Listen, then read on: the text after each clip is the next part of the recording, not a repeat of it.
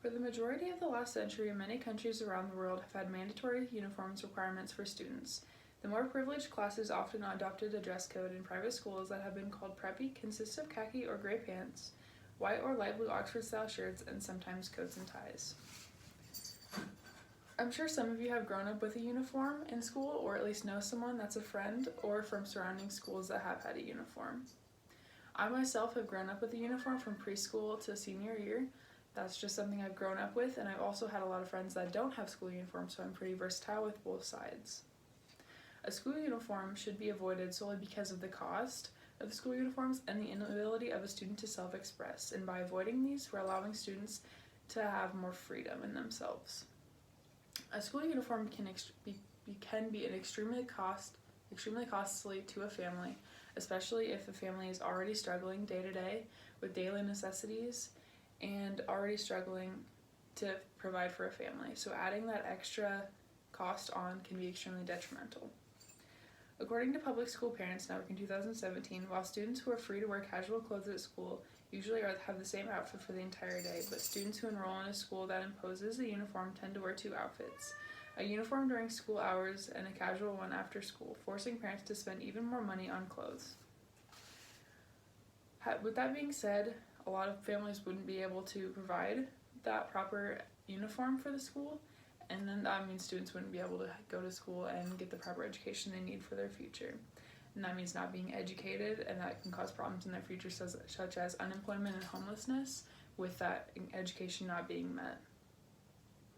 Another reason is that students aren't able to self-express with the school uniform. They're required to wear the exact same thing as everyone else, which limits their self-expression. It's important for students to self-express, because clothing is just one way that they can do that. Students also have a right to self-express, and whether that be vocally or through their clothing and through their style, being able to show people their style and their versatility. In 2003, the International Journal of Education Policy and Learning stated that critics also say that these policies do not improve student academics, achievements, behavioral outcomes, or self-esteem. They do not promote a better learning environment.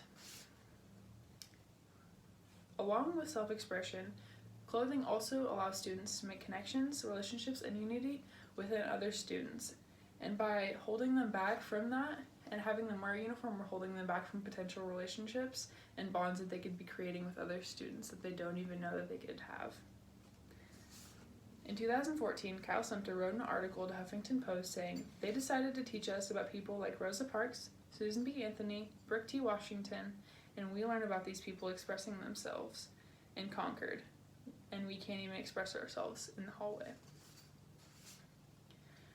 With that being said, there is a way that we can allow students to have proper attire along with self-expression. That is something as in a dress code or guidelines. That being said, letting students wear what they want with this dress code and guidelines, students would be free to wear what they choose as long as it's appropriate and within the guidelines. The guidelines are not as the dress code says. They're still able to wear it as long as it's under the appropriate terms, such as being out in public, being at school, and not causing a problem with other students. This is giving them the freedom that they need, but also teaching them what is right at the same time. Butana wrote in 2020 that school uniforms by design limit diversity within the learning environment.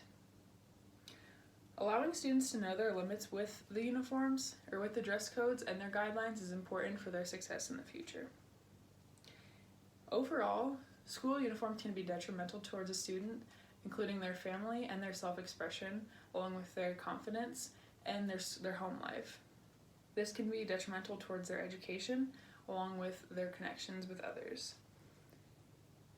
With that being said, one way that we can improve this is supporting the areas that actually do have a dress code and that don't have a school uniform but promote a dress code and guidelines.